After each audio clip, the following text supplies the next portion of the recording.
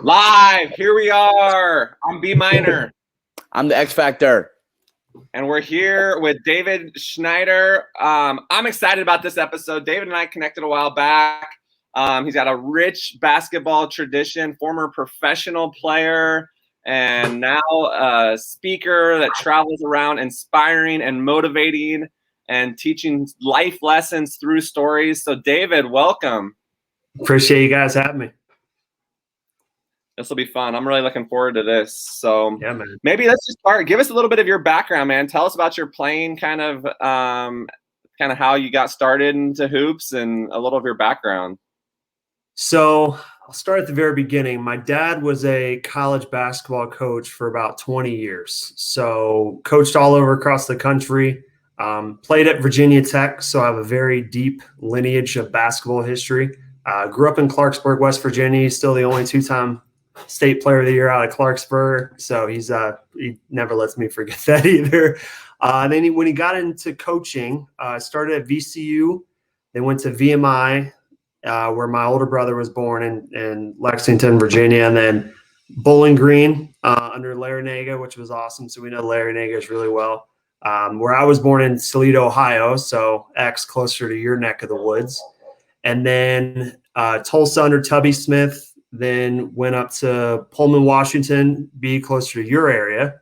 Coached under Kevin Eastman, and then he got his head coaching job at Cal Poly in Southern Cal, which my younger brother was born. And then when he retired, we moved to Phoenix, where I got recruited to play at Brophy Prep, right there in Phoenix under Mark Granger. Great program, 20-win type seasons, great caliber coach. That's where I got recruited to go play at William Mary. So I graduated there in 2010. Phenomenal run, man. Made 2 CAA championship games, first in school history, second ever postseason appearance. Played North Carolina, broke a couple records, had the all-time 3 records, set the single season 3-point record. But North Carolina made 7 threes against UNC and Roy Williams. So got to give a shout out to him. I know he's retiring this year, so he'll have some fun on the golf course. Give us that one more time. How many? 7 threes. Carmichael went to school. So if we have time, I'll share the Jordan story, which was really cool. Got to play. They originally was supposed to be at the Dean Dome, but they were under construction. So I got my final game. I got to play on the same court Jordan played on, which was really cool. Small, like super, super tight. Brad Nesler, Jimmy Dykes, my 2 favorite commentators of all time, were on the mic. So it's really, really cool. I got to meet them a couple of times. I know Jimmy really well. So then played over in England, Germany. Hamstring fell apart. Then got into sales when I got back, and then got into motivational speaking probably about a year ago, like right at the height of COVID. And so I've been doing stuff like this, a lot of many virtual things as I can do. And really the foundation of the stories, I've always believed stories inspire success. And I use a lot of objects and props. And when you think of a lot of the memorable life lessons we have, usually it's some form of metaphor or analogy. And I never sometimes know the difference between the two, so I just call it a story. And I use those to inspire success. You follow a lot of my stuff, and that's really, I take pop culture and movies that we've seen. I have one about Back to the Future. I just wrote one about Mortal Kombat. I read a lot of books, so I post a lot of that stuff. The one I'm reading right now, Kevin Eastman wrote, Why the Best for the Best. So I'm actually about midway through that. And then I'm working on a book myself that's going to be published next year. So it's just a compilation of all the stories that I've written, kind of piled into one book. That's pretty much the summary. That's a great background, man. I mean, getting to throw in there 7 threes against UNC. And how long did you play in England? So I played a year in England, a year in Germany. We were based out of London, and then the second place was in Paderborn, which is like right on the skirts, close about an hour south by southeast of Amsterdam. So it's up like the northern end of the border. Left hamstring, tore it in England, came back, tried to do rehab the whole 9 yards, and then tore it again. I think I was like, yeah, your career's done. You might as well get into something else. So, and then got into sales, worked for pharmaceutical sales, IT sales, and then got into medical device sales, working for Bausch & Lomb, selling contact lenses. So won a couple awards in the sales industry, and then We were actually up in Virginia before moving to Charleston. So up there last 10 years, and then moved to Charleston, South Carolina, year before last. My older brother, my younger brother, and my dad, they all still live in Myrtle Beach running Big Shots basketball tournaments. So they do a great job with that. So it's nice. We're only about an hour and a half versus the 7-8 hour car ride. Man, the Big number one thing shots. I heard, Big the number time. one thing I heard in all of this is like, man, look at all the places that basketball took you. I tell everybody all the time. I would say that the number one thing that I'm most grateful for the sport is the opportunity of, I've been all around the country playing this game. I've been to France and Italy playing this game. I've been everywhere, and you are a testament of you even more, you've been everywhere. You've been by my neck of the woods, Brant's neck of the woods, over by Amsterdam, everywhere. And, you have by the way, the first time I saw your office, right, we just logged on before we went live. That's like the office that I want. This is the office that I've been talking to my dad about recently. Like, I want all my jerseys all over the place. And then, like, I'll be doing my work and I'll be getting stuff done and I can look around and reminisce, like, I did that. It's special. And one thing I've really, and it's a true test to it, it's 6 degrees of separation. I'm a huge believer in that. And the basketball world, everybody knows everybody. It's one of those things where once the coaches, you put a quarter in the coaching carousel, and every year it's a new coach and everything changes. And my dad coached at 6 different schools. I met incredible people. I mean, Jim Larinaga, Kevin Eastman, Tubby Smith. I mean, these guys are like Hall of Fame caliber coaches. And so just their wisdom, what they've contributed to the game and really helping the game evolve. I love picking the brains of those kind of people. And as you guys would know, I mean, coaches come and go, and they always try to improve and get better at what they do. But one thing I love is everybody knows everybody, and it takes you to incredible places. I mean, I've lived in pretty much almost every state. It's when we ever go anywhere, and people are like, Dave, tell me where you're from. I'm like, how much time you got? All right, let me give you you want the short story or you want the long story? But I think the fact, like, even X being up in your neck of woods, Ohio, and going to Chi-Town, and then you get into Pullman, Washington stories, and just living all across the country, and then even the world. In England, when I was over in England, that's right before they were about to do the Olympics, and Will and Kate were getting married, and you get to experience the culture and all that stuff. And I would not have experienced that without the game of basketball. So I totally agree. Basketball is a huge, huge part of life too. So my dad would also, pretty much everybody in my family would agree to that. So I think that you are the perfect person to ask, because I am obviously biased because I live in Chicago now, back and forth from Indiana to Chicago. I'm from Indiana, of course. But I always argue with everybody that Chicago is the best city in the world, and you've been everywhere. So I'll ask you. I'm not gonna say is Chicago the best city in the world. I'm gonna ask you, what do you think the best place that you've lived in is? Honestly, man, in terms of aesthetics, Charleston's hard, man. If you guys haven't, we got a guest bedroom, Lily, right through my wall. You guys are always welcome to come see me and visit and stay. Charleston's really hard to beat. It's number one. They actually, of all the places I think in the United States to visit, it's number one right now, number one wedding destination. I married my wife here for about 4 years ago. But every city's different. Chi-Town has a deep, I love Chi-Town, man. I was at the time in the early 90s, I was a huge Bulls fan. Michael Jordan's my favorite athlete. So Chi-Town's definitely up there in places to visit. The only problem, man, I'm a beach guy, man. I grew up in California. I grew up naturally like below a certain point in the country where if it's pretty much below 40, 50 degrees, man, that's freezing for me. And you guys get into the teens. So that's the only knock I'll say about Chi-Town. Even Washington is just in Oregon, it's just the weather is a little much for me. I'm more of an LA kind of weather guy, but Phoenix and place like that. But Chi-Town is definitely one of my favorites, but Charleston's hard to beat, man. Probably of all the places I've lived, Charleston's my favorite. It's a good answer. Question, Coach Ref Bill just said Redondo Beach kid here. So he grew up in Redondo Beach.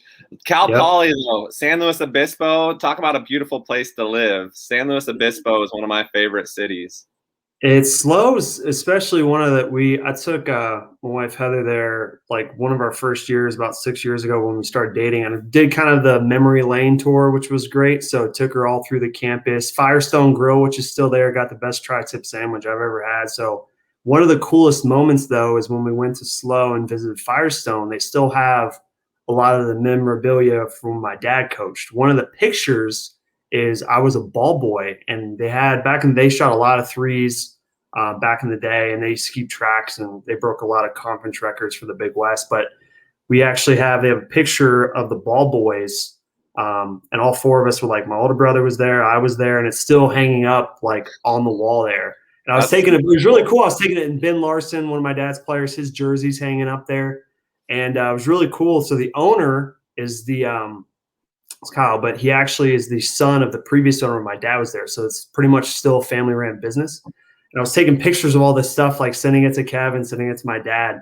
And he's like, "Who do you know Ben Larson?" I'm like, "Yeah, he played for my dad." He's like, "Are you David? Are you David or Kevin?" I'm like, "David." I was like, "Oh man, good to see you, it's Kyle." And it's really cool. So it's one of those things. Anytime you get to visit SLO, it's such a small, beautiful town, Pismo and Shell Beach and all that stuff. It's like 15 minutes apart from each other, and it's only a hop, skip, and a jump away from LA and Santa Barbara too, which is really cool.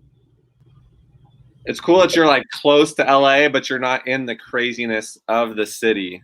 Yep. Yeah, it's nice too because it's such a small town where you do have the beach. You got a little bit of, it's still kind of in that wine country area. A lot of even big names still kind of pass through there too, because it's right. I didn't realize I always felt San Francisco and LA were so far apart from each other. And then you move here in DC to Myrtle Beach is about the same distance. And then it's just like, wait, so it's only 8 hours? I'm like, yeah, I make that in my sleep because we did it so much from Virginia to Myrtle Beach. So it's not bad at all. Well, we love quotes. We love stories. We love inspiring and motivating and leading and teaching. So we're going to leave this pretty open to you, David. If you have a story or a quote or something that you want to share with us, we're going to turn it over to you. And I got a quote, and I'm sure X is bringing something today. So I got one. We'll just turn it over to you, David. Give us something that's kind of inspiring, whether it's a story or a quote or. The one that really stood out to me, which is I thought, because I use a lot of objects and things, and one of the quotes or stories that I've been using a lot, especially after last year, I think all of us can agree, the adversity that we went through, the tough times, it hit everybody. It wasn't just a certain small group that actually got affected about last year. I think all of us, to some degree, mentally, physically, all felt the effects of COVID from last year. So one of the stories, which is inspired by Pullman, Washington, of all places. So this is a box. It's my pizza story.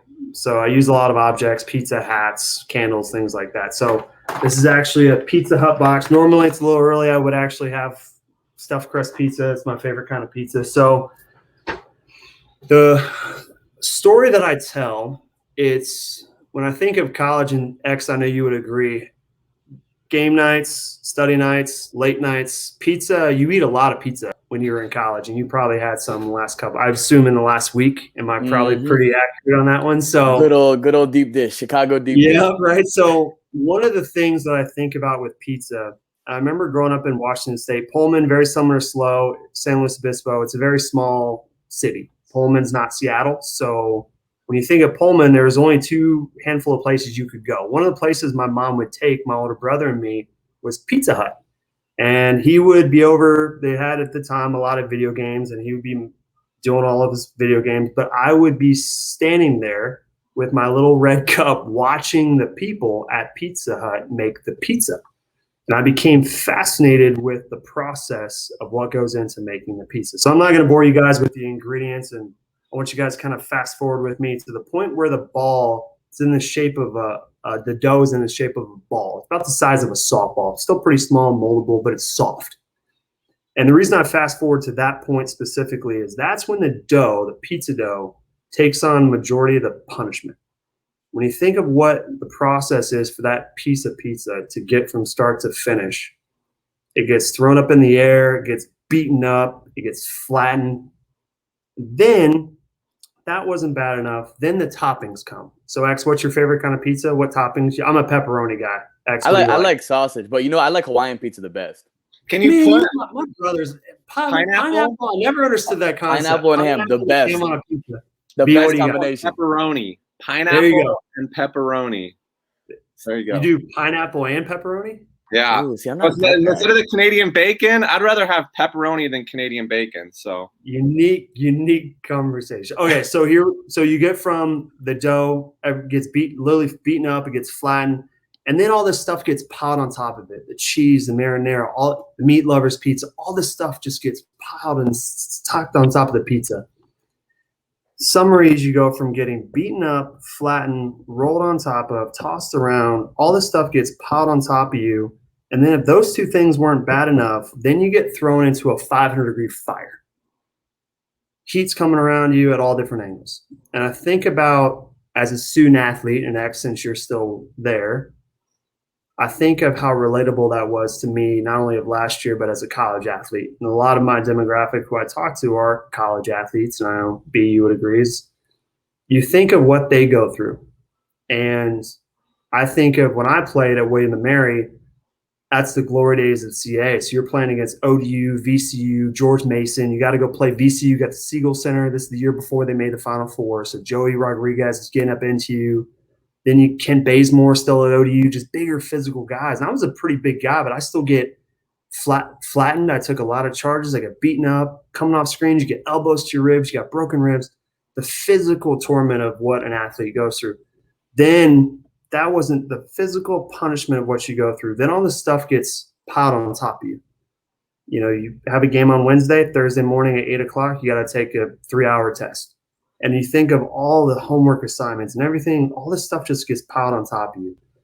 Then not only the mental and physical pain, but then you actually, when you think of the heat, then you start catching heat from every direction, especially if you're a star player, you know, family members, friends, spouses, relationships, all this extra stuff, and you feel the heat and feel the pressure. The one thing that I've learned after going through all that stuff is a lot of people, they avoid the fire, because when you think of adversity, nobody likes pain. Nobody likes to struggle. Nobody likes those hard times, those tough times, everything that we go through. But when you think about pizza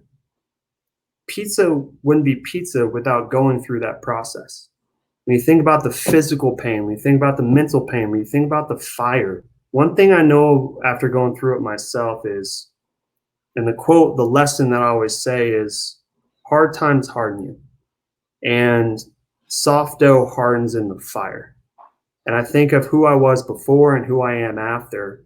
And that process, it makes you tougher, it makes you stronger, and it makes you better. And my advice to any athletes or people that are really watching this or listening to this is think about it like this. Don't avoid adversity. You have to run to it and run through it, because it's only going to make you tougher, stronger, and better. Just like pizza. That's my pizza story. Love that. So when you guys have those pizza parties after getting dubs, you can celebrate eating pizza. Don't avoid adversity. Run to it and run through it. I'm never gonna look at pizza the same now. Every pizza that I eat, I'm gonna think about the process it went through, and now I'm eating it. Dude, it's the other thing too is when you think about adversity, and I think a lot of people, unfortunately, you avoid it. And if you keep running away, you can't conquer something if you can't confront it. And when you think about what you go through, is you have to go toe to toe with a giant in order to take him down. And if you don't, you're going to be running for the rest of your life. And that's the type of thing I know last year we're still here. And I know all of us grew as people last year. When you think of even X, what you guys go through, any type of change, I know you're going to have some decisions of what I want to do, where I want to go, who do I want to be with, all these different things that you're going through.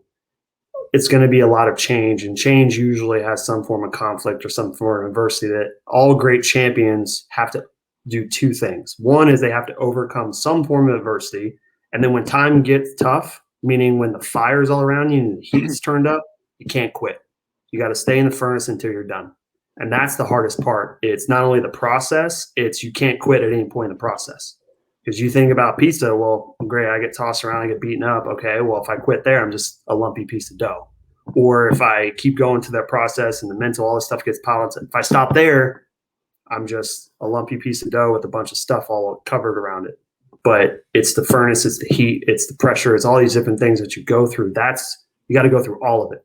And that's the type of thing. But if you do that, if you can just get through that and know it's not forever, the furnace doesn't last forever. All those hard things, all those losing seasons, all the crap that you guys go through, it's temporary. Pain is temporary. Defeat is permanent. And that's the type of thing that you guys have to think through as athletes, as coaches.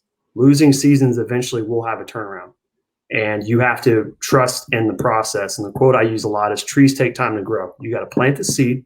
You have to be patient and expect trees take time to grow. And that's the type of thing, too. You got to trust the process. And part of that, too, I know we talked just about tough times, adversity, all those things have a point behind them. And you just have to trust in the process. So glad you guys like my pizza. We had a kid write on his shoes, trust the process, and he quit before Christmas break. I love that. Every time I hear that, I laugh because it's like, man, come on. Process. This is the process, and you're quitting. You're a quitter. But I'm not a quitter. I'm just not playing. No, you're quitting. That makes you a quitter. If you quit, you're a quitter. So you're an Indy boy. You Chi-Town, being close to Jordan. I want you, and both of you guys know sports, so you guys can chime in. Tell me the Michael Jordan story from 1984 to 98. If you were going to quickly explain it in about 20 seconds. He's my favorite athlete. One of the things I love is walk me through that process. His seasons, the Bulls seasons from 1984 to 1999. Well, especially 1984 to 1991. In the beginning, definitely a lot less success. I mean, a lot of individual success, but definitely a lot less team collective success than he experienced when, obviously through the 6 rings that came boom, boom, boom, boom, boom, right away, back to back to back, 3 and then 3. But obviously in the beginning, he had to go through a lot of adversity. He had to, figure out, get through the Detroit Pistons, get through these super teams to become the super team and ultimately become who many say is the GOAT of the NBA. How many years did it take him to win his first championship? Good question, but quite a few. 7 years. 7 years. So one of the things, and I've seen The Last Dance about at this point 18 times, and he's crying on a Lombardi trophy. And he's with his dad, and his dad's armed around him. He's in tears. And he said 7 years. As he kept repeating it, 7 years. Took 7 long years. And all the stuff, all the pain, all the things that he went through, it didn't take him a year. And I think of like a plane needs a runway to get up in the air. And you can't expect the plane just to take off. You actually have to give it time to take off. And that's the type of thing is all of our dreams, I think of it like an airplane. This is off the cuff too. I haven't written this one down yet. But when I think of a plane, you need that time for the thing to take off. You need time for the plane to take off. You need a runway. And if you aren't prepared, if you take off too soon or if you take off too late, but the whole point is you got to trust that process for the plane to be able to take off and to actually reach its highest point. And to your point, quit before Christmas, you're not giving the plane enough time to take off. You'll never reach your highest altitude or your furthest destination if you don't give it time. And I think of Jordan, all the stuff that he went through. If he didn't go through that, and let's say he won a title his first 2 years, I don't think he would have won 6. I really don't. If he didn't have to go through specifically Detroit, but if he didn't have to go through those slumps before they started making adjustments to bring in a Scotty, to bring in a Horace, if he didn't have to actually carry the team, I don't know if he would have been as strong. Because you think of all the stuff that he had to put the team on his back, especially when they were an 8 seed, played Boston, all these different things. But you look at all the stuff that he went through, and even what the Bulls went through when he played baseball, that helped them make the second three-peat happen. So similar to the pizza and adversity is one is you need time, but then it's also what you do within that time that's going to make you stronger, tougher, and better. So a lot of people, they quit too early. And the thing I always say too is give up or get up. It's your choice. Give up or get up. You're going to get knocked down. Muhammad Ali, one of the greatest boxers, anybody would agree that he got knocked down too. Rocky, I love Rocky. He's my favorite non-fictional character ever, but I love anytime I'm in Philly, man, I always detour to the Rocky steps. I don't care what I'm doing. But the thing that I always think is when you think of at some point you're going to get knocked down. So acts like last year, pinning on your guys' record. I obviously did a bunch of recon before I talked to y'all, but if you have a losing season, there's two things you can do. You can either give up, be like, all right, next year, it is what it is. Or people get into this rebuild mindset, like, oh, it's going to take us years. When you think of you're in bed after really bad, let's say Friday, really bad Thursday, had the worst week ever. I'm just going to quit. Friday's a wasted day. I'll focus on next week. I'll sleep in on Netflix. I'll just watch TV all day versus getting in the gym. And you think of, I can either give up my Friday or I can get up and get to work. And that's your choice. Nobody's going to force you to do it. It's your choice. And that's how you have to think of every single day after you lost the day before. It's a clean slate every single day. You either can get up or give up. And that's your choice. That's a good one. X, I'm curious, what's your favorite quote? So my favorite quote is one that I've given before. Today's quote is different. Probably my favorite quote is you don't, and Brant says this all the time, the fruit, you don't eat the fruit the day that you plant the seed. Because I love that. That goes hand in hand with kind of what we just talked about and what you were just talking about as well. I love that. And Brant says it all the time. And every time he does, I'm like, yes, I agree. Trees take time to grow. I'm big on history. I love fun facts too. And some trees take longer than others. And that's the interesting thing too is and if you guys ever come, I'll take you to Angel Oak Tree. It's this beautiful, it's worth a Google if you guys haven't seen it. I mean, it's probably the I would say most beautiful tree I've ever seen. Like people come from all over the country just to take a picture with this thing. And I think of how amazing that was just to visit myself when we first moved down here. And then when we got married here, I was like, all right, what's this Angel Oak Tree? I think of the process, that tree, at some point it was a small little acorn. And over the years and how long it took to actually become that big old tree. And similar to your fruit story is you can't expect it. Because if think about any fruit, you guys know what fruit is eaten too early. Think of it like a banana. If you eat the thing too early, it's not going to taste right. If you wait too long, it's not going to be right. So that's the kind of thing is you have to know when the fruit's going to start fruit of your labors are going to pay off eventually. So I'm glad you said banana because I ate a banana probably like 2 days ago with my Cheerios that was old. And I was like, maybe it works. It tastes terrible. Man, you just sprung a memory, a bad memory in my mind. I was like, man, this thing sucks. Think about this. And this is worth a chart is, and I told this to my mother-in-law too, because when you think of some people feel like they're too old to accomplish something, so they don't even try. Other people, they feel like they're ready when they're not. And we think, and this is off the cuff too, I haven't written this one down, but you guys just always inspire new stories, how the stories come. But when you think about a banana, what a banana goes through, it's if you eat it too early, that's when it's like super, super green. And it's not going to taste right. A lot of times it's going to be it's going to stick all over your mouth. It's not ready yet to be eaten.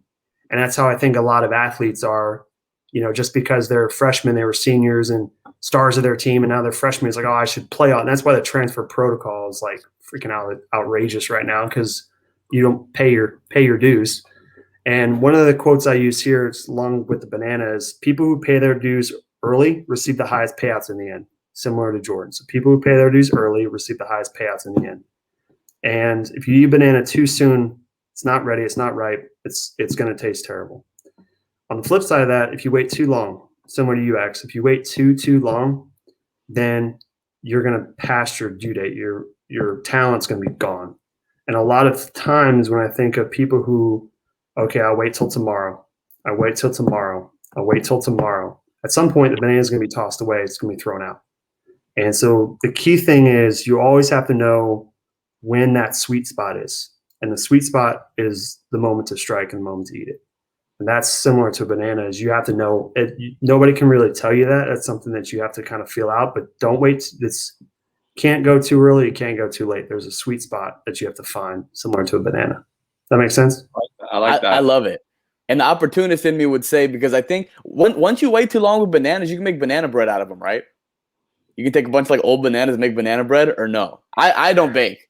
So that's just something that I heard. I'm not bringing that as a fact.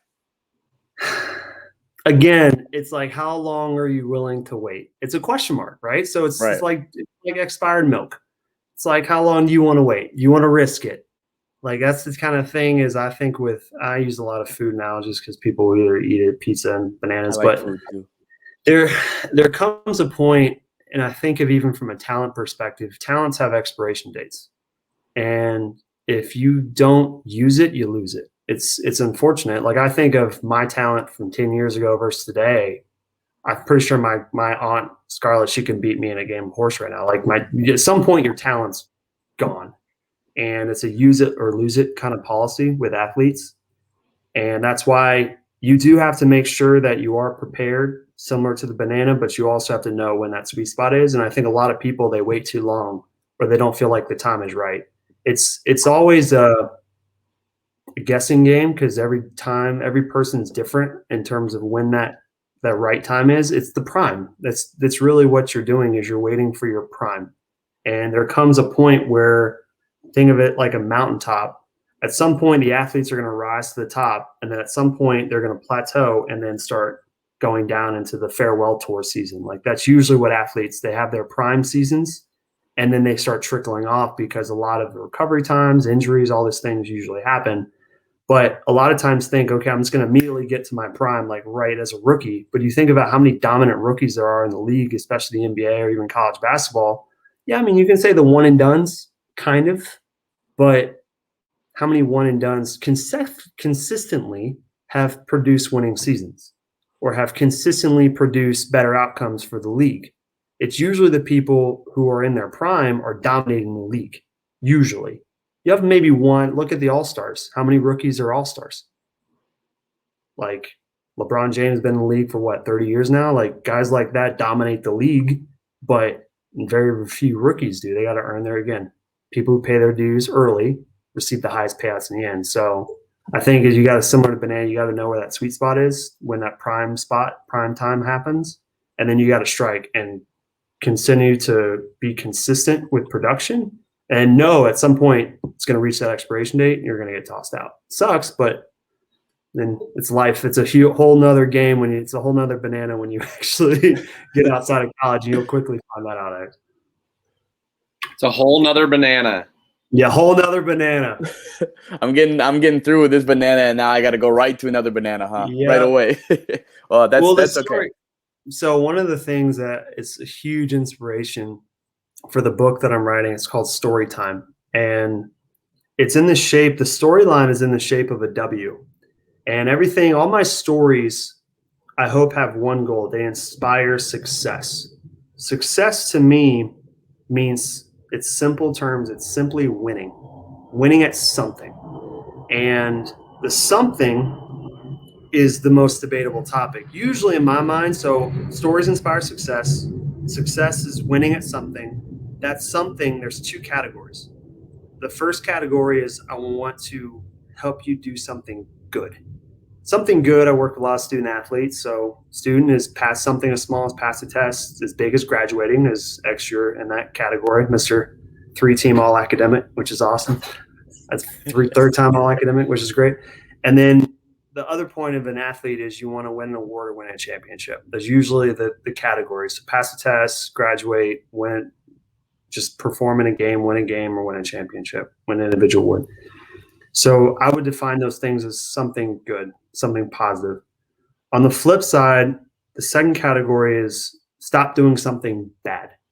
All of us have struggles or issues that we wish we could stop doing.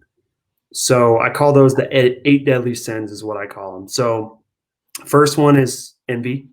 So jealous of other people's successes. Second one is fear. We're usually afraid of pursuing our dreams or our passions. Then you get into the gluttony category, which easiest way to put, we want what we don't have, but we have what we don't need. Greed, money, got my mind on my money and my money on my mind. It's usually a big one for a lot of people. Lust, as we look at things on the internet, cheat, fares, that type of stuff. Pride, the quote I use for pride is big egos. Big egos can't fit through small doors. And then sloth and wrath. So we're lazy, and then we have anger management issues. So usually one of those 8 things that we want to stop doing. The flip side is something positive. So my goal with these stories is to help you win at doing one of those two things.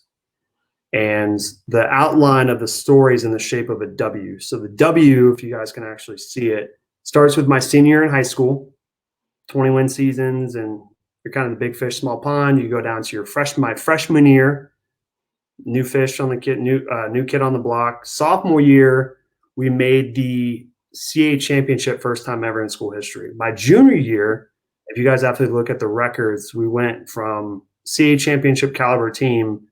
Then my ego destroyed my junior season, which if you guys follow me on Instagram, that big egos can't fit through small doors was about my personal life, my junior season. Big head. Hey, what actually happened is Coach Shaver, Tony Shaver at the time was the CA, just came off a CA Coach of the Year title run. Great coach, one of the easiest, best coaches I've ever played for. And at the time, I was point guard my first 2 years. So I was very comfortable in that role. Coach Shaver brought me into his office, and we just lost our leading scorer, Limas Xidias, and I was second leading scorer at the time. And he said, Dave, something I want to talk to you about for the betterment of the team, I need you to move to the shooting guard position. We really need you to score, and that's going to help our team out. I have confidence that you're going to be able to do it. And based on our system, we had a very read and react Princeton style offense. It's a shooter's dream because it's flare screens, back screens, down screens, it's all types of screens, like a JJ Redick type offense. And I remember that conversation. I was like, I got so defensive. I was like, Coach, what? I'm the point guard. You recruited me as the point guard. I just led you to our first ever CA championship as the point guard. I'm not moving. Like, Coach, I'm your point guard. Why are you trying to move me positions? That whole ego versus individuals win awards, teams win championships, and me thinking I was better than I was and not doing what was best for the team led us to a 10-22 season, worst record I ever had playing, period. I think that was God's way of saying, you need to humble yourself or I'll humble you. And then my senior year rose back to I remember walking into Coach Shaver's office going into my senior year and said, Coach, last year, it's one of the biggest mistakes I ever had. And it's a lesson I don't want to repeat. Tell me if you want me to show up early and wash the gym floors, I'll do it. Anything you say goes. And what happened was that was one of the biggest turnarounds in college basketball history. We went from 10-22 to 22-11. So we actually had the third best record in school history, best record since like 1950, and set a ton of records that year. Beat Wake Forest, beat Maryland, beat VCU, Richmond, George Mason. We had one of the best years of William & Mary history. But that turnaround is that rise, fall, comeback scenario. And I think that's the foundation of really the book and story time too, is you will always have these rise, fall, comeback scenarios. And my goal is to help you win at achieving those. So rise to stardom, help you to avoid hopefully the fall. But if you fall, hey, look, you're going to have your comeback. The comeback is always greater than the setback. And so that's really the foundation of the Storytime book and a lot of my stories. Love that analogy with the W. From the outside looking in, it might seem like that decision was, oh, hey, as somebody who hasn't been through that, and especially from a change, I know how a point guard, that's your team, right? That's literally your team, and you're basically driving the ship. You're the captain, and when somebody tells you to move, maybe for the betterment of the team, it's going to be detrimental. And from the outside looking in, it may be like, hey, well, why didn't you just move positions, right? But that's such a difficult decision to make and a difficult reality to accept, and you being able to do that speaks testaments to you. And obviously I don't have to say that because you see how the next season went, but that's incredible, and that's a story that I think everybody that's listening can take into account, because it's not easy, but when you make that tough decision, then it pays dividends in the long run. If you think about a team and you think about the successful teams, is teams buy into the team. And when you think about, even for me, I did not do that. So I have personal living experience of what goes into that. And that's the thing is, if you don't want to be part of a team, don't play a team sport. Like, that's the idea. Pick up something else where it's solely on the individual. But if you're going to play a team sport, then you have to be part of the team. And you look at the teams who do that and the teams who don't, and you don't want to be on an island by yourself. You got to be on the mainland, and that's the type of asset you are. Is you got to use your best. Individual talents often fail in that type of dynamic because the team is always stronger than one individual. Like if I'm thinking of who I'd go into a fight 1-on-1 versus 10-on-1, I would not want to go after the guy who's part of a group. And that's how you have to battle. And teams usually win are bought into that. We're stronger together than we are individually, solo. You can't go solo and expect to win titles. That's why I love my quote, like, individuals win awards, teams win championships. And you need to figure out which one you're going to be a part of. If you want the scoring title, you're on the wrong team. If you want a championship title, you're on the right team. And if you're not going to be bought into that, and it's anything goes, and that's a mistake I made my junior season. I didn't buy into that process. I was so concerned about my title or my position, I wasn't bought into the team, and it's reflected in our record. Because when your best player has the worst ego, that is a recipe for disaster every single time. You look at every single NBA team where they have that one guy that is just the thorn in the side of the team. He's not bought into the team. Then you look at other teams like a Toronto, where it's every guy just contributes what they know their role and they're great at it.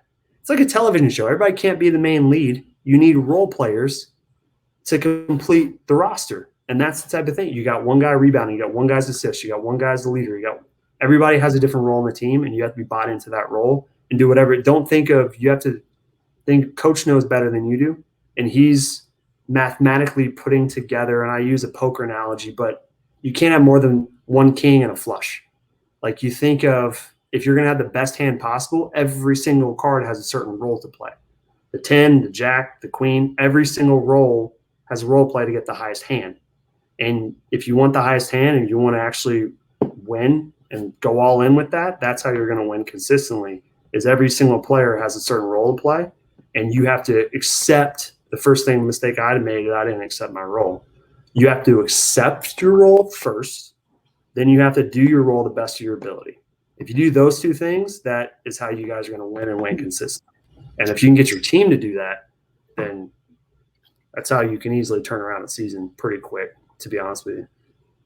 I always say you got to know your role, accept your role, and then excel at your role. And that'll Look at you, B. That'll give you a better experience, right? Some of these kids never even accept their role, and they just they don't know what they don't know. You know? 100% I know. You know. No. Didn't know, now you know.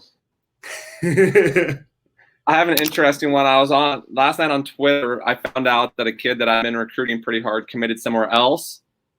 So I posted, I put, as a college coach, we spend money recruiting players. It sucks when I find out a recruit committed elsewhere on social media.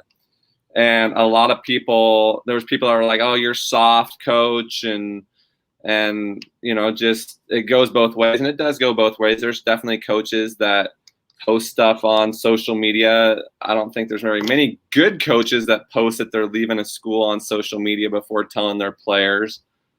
But it was just pretty interesting because there's discussion. I mean, it kind of went viral, or about as viral as a post that I've made. It has like 600 likes and a bunch of other stuff, or a bunch of other retweets and requotes and stuff like that. But thought that was a pretty interesting discussion on the Twitter. Was just about, like, people are like, oh, they don't owe you anything. They've never even been in your program. And I'm like, yeah.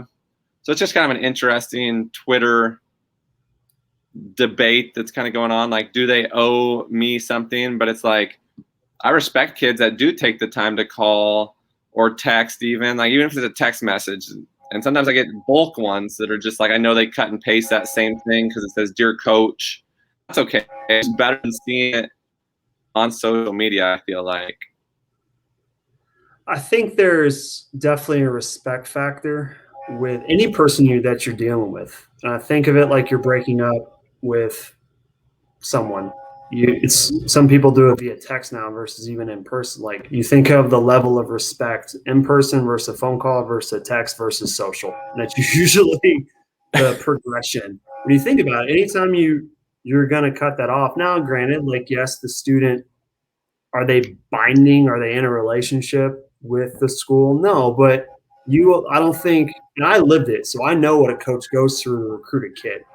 the investment, especially if the kid had an on-site visit, there's funds that you could have spent for somebody else that they took advantage of, or the time that it takes to where you're recruiting, instead of recruiting another kid that can help your program and that's actually going to come there, you recruit in all your time. So it's not only it's the time and also the resources invested. It's investment in that kid to say, I want you to come play for me. And similar to a relationship, there's a level of investment that you have with the person that you're dating. And there's a certain level of respect to say, Coach, I appreciate your time. I appreciate the stuff that, and not only the time and also the resources financially, but it's the emotional toll it takes on a coach. Because it literally feels like you got broken up with, to be honest with you, when you go after somebody that you really, really want, and then they go out with somebody else. It's like, dang, I really thought this was going to be a winner, because you have in your mind visually of what that person can mean to your program. So how they can, and you start again, similar to the poker analogy, is how do they fit in the program? Maybe we need a scorer, maybe we need a rebounder, maybe we need an assist guy, maybe we need like an energy guy. And then you have to start the process all over again of, shoot, now I got to go find someone that's just as good as this kid, maybe even better, that's going to help me. And then it's the same thing. It's the time, it's the resources, the emotional toll as a coach. And I lived it for 20 years. I know what my dad went through. I saw the late nights that he put in. I know the excitement when he got the recruit he really wanted. I know disappointed when he didn't. And I think it's, hey, Coach, I appreciate you. I appreciate everything that you did for me. But, I think as a coach, you would respect that. Hey, look, it's not a good fit for you. It's not a good fit for you, but I appreciate you. And that's something as a coach, I think you would remember of, hey, Coach, I really appreciate it. Similar to a coach leaving and just blasting it on social.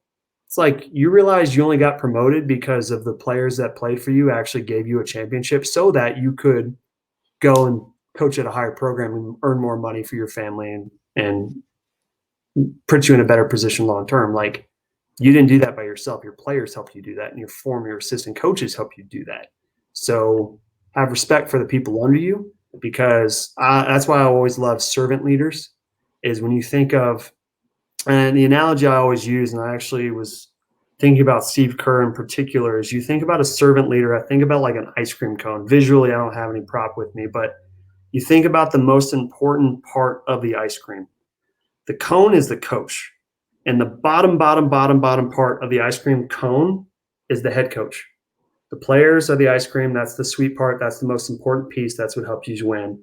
Then your assistant coaches kind of funnel, and you are at the very bottom. It's the last part. It's the last piece. Leaders eat last is what I love. Leaders eat last. So you think about an ice cream cone. The last part you eat is the bottom part of the cone. So the players come first. Then your Debo or your video coordinator. Then you get into your assistants, your associate head coach, and then you are dead last. And that's the most important part, is leaders eat last. And that's, you are the bottom, head coach is the bottom piece. So always take care of your players, always take care of your coaches, and then you are dead last. So yeah, I would agree with you on the social media out versus the respect of, guys, you mean the world to me. I appreciate everything that you've done for me. This was a tough decision, but as you guys can imagine, this is better for me and my family. Guys, you guys are my family too. And keep in touch. And even I think the best coaches keep in touch with players after they graduate or after they even transfer. And this, X, with Shane, is like how important that is. I mean, you have someone that relationship that you have for life, where you think of, he may leave, you just don't know, right, for next year, but you think of the relationship that a player is to a coach, but also a coach is to a player, and the people I played for. And again, the relationships that mean the most usually have the most respect and the most trust.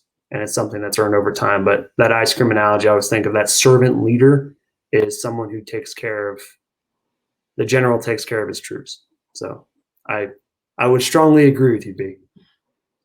I never make a kid feel guilty. I always say, well, if you're going to go to somewhere else and we play you might have 10 turnovers. You're probably going to get beat.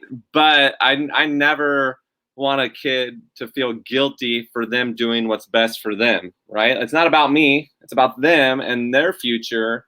And so I'm trying to help them And if I truly care about a kid and want a kid, then I'd want them to be happy. I'd want them to go somewhere else. So I'm never going to make a kid feel like, oh, you're dead to me because you picked another school. Like, you know, unless it's our rival. No, even then, I'm still going to be supportive and help them how I can, because I don't recruit kids I don't like. Well, the quote, I've heard this used multiple times, but don't burn bridges because you never know when you're going to walk over them again. I've always loved that quote, and I've always, especially with basketball, right? We talked about at the beginning of the show. It's a network. Everybody knows everybody.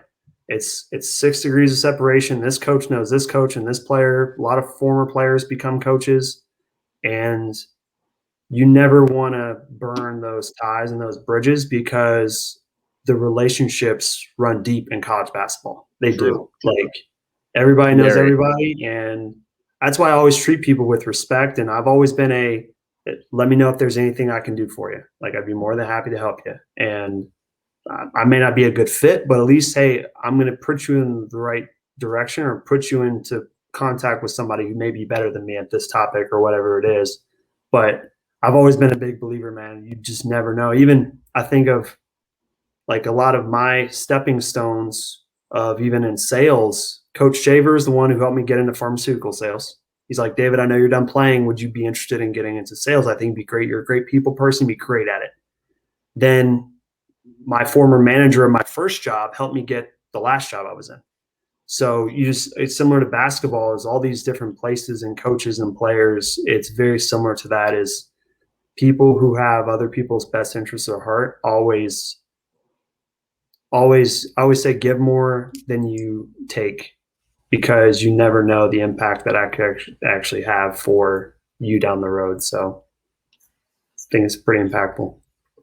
I love that. And the quote I had was, trust the process and the results will take care of themselves. I like that one. I thought that was good. So true. So true. And and if it's part of the process, you know, and like you said, you're going through tough times and adversity, and nobody would make a shirt that says, when adversity sets in, quit. Or when times get tough, give up. They might sell. That's funny.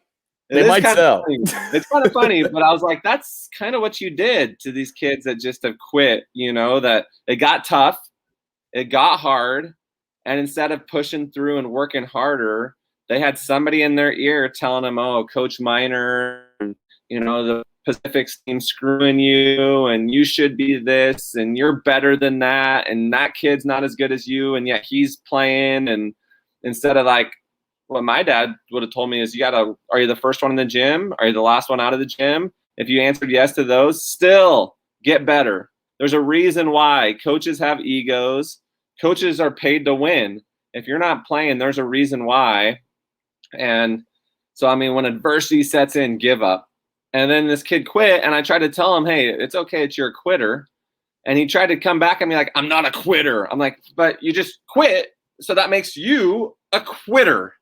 And it's like, quitter's a bad word, and he didn't want to be called a quitter, but I was like, that's what you did. You quit. And if you quit, that makes you a quitter. And I wasn't trying to make the kid feel guilty. I was just like, hey, too bad you quit when tough times got tough, but best of luck. You know, like. There's 2 quotes that I use, well, really one quote in particular. Michael Jordan and X, I know you'd appreciate this. My favorite quote, I have a few people that I follow very closely. Steve Jobs, Walt Disney, Michael Jordan, like 3 huge influences in what I do. And Michael Jordan's quote was, I failed over and over and over again. That's why I succeed. It's one of my favorite quotes. And you look at the success similar to his 7-year struggle and then the 6 championships. And you think of the impact of quitting. The only time I would even suggest quitting in something is it's not because it's hard or it's too tough. The only time I would ever quit something is if it doesn't make me happy, healthier, or more successful. Those are the only 3 things. When you think of quitting in something, you should never quit because of what you're trying to achieve is too hard. And reading even Kevin Eastman's book, he said, success is smart. You got to think of success. We always try to get to it, but it's an adversary. It's an enemy. When you think of success, it's strategically trying to get you to fail. You know, and think of it like, okay, I'm trying to put everything in your way before you get to me. And I love, like, visually, I just came up with this, is like the American Gladiator, right? Like, you have that big guy like shooting this like gun of tennis balls, and then the contestants trying to weave through without getting hit. And they're doing everything they can, because if you get all the way to the finish, you're going to win.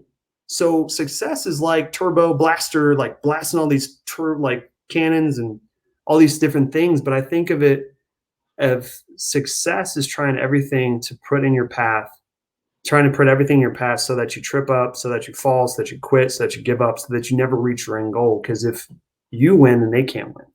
And that's how American Gladiators, if people watch this on the show, it's a great example of that, because you think of those games, the gladiators were trying to get the contestant to fail, to give up. Oh, he hit with the tennis ball, he's out.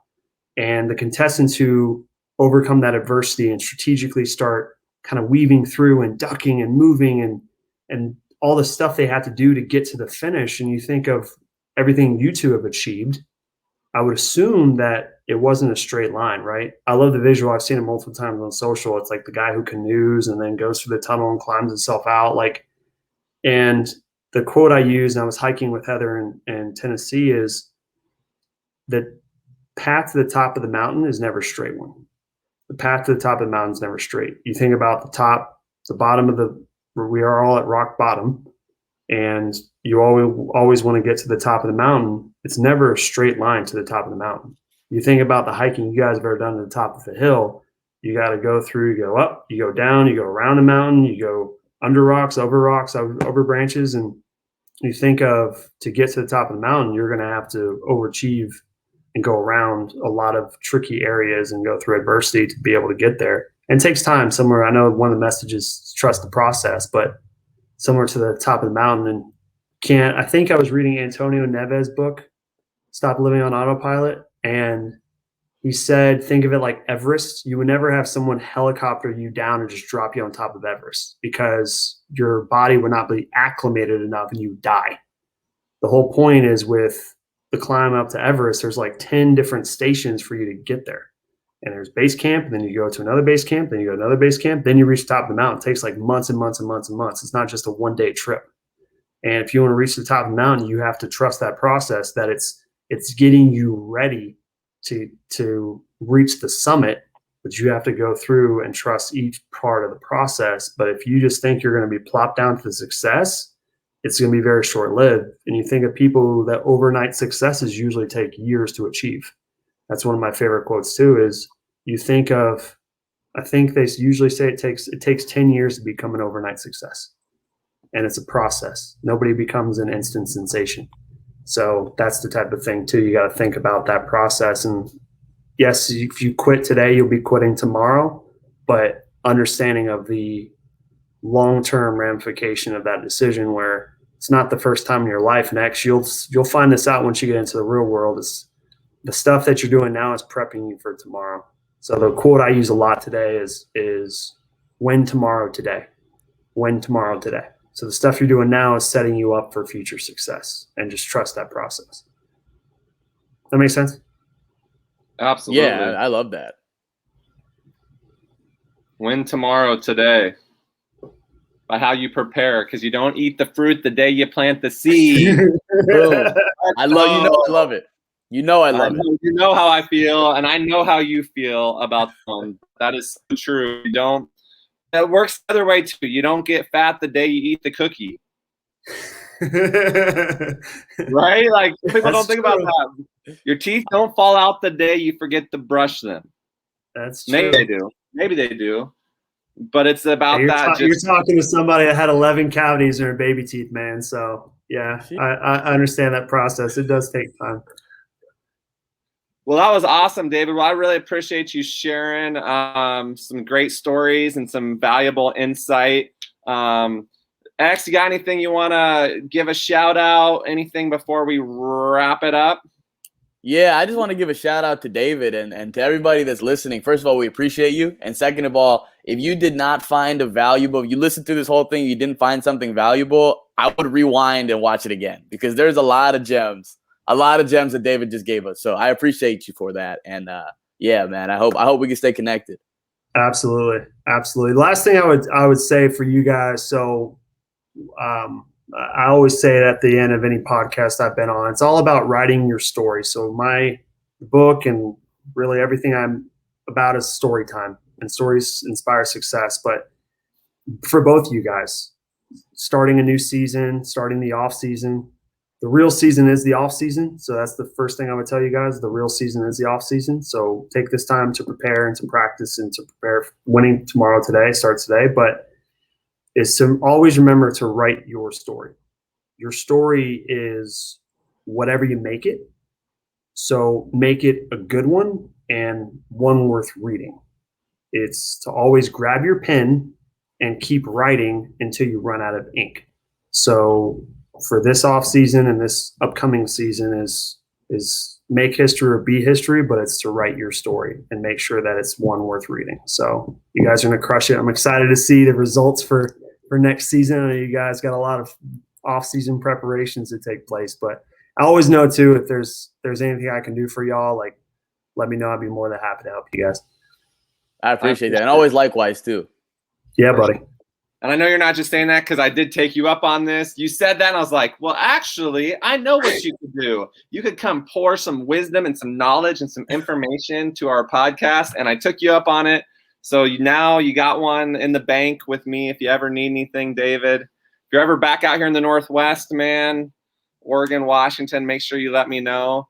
But write the story until you're pinned out of ink, and then grab a pencil. And if your pencil runs out of lead, get a pen and poke yourself in the finger and start writing your story. And I don't know. That might be taking it a little too far. When you run out of blood, then you're done, though. So if you run out of blood, you're done. Right? Then you're done. You guys are awesome, man. I love you. The river runs through it. All right, you guys. This way because we were walk-on. So if you're gonna walk on. Let's go. Walk on. That walk-on mentality. Always trying to, we always talk about if you don't help the team GPA, you're probably not going to be a walk-on. If you don't win the sprints, you're probably not going to be a walk-on. If you're not the hardest worker, all those things come into that walk-on mentality. So, David, thanks again for joining us, man. And we're going to end the broadcast. Like Dame said to OKC, bye-bye.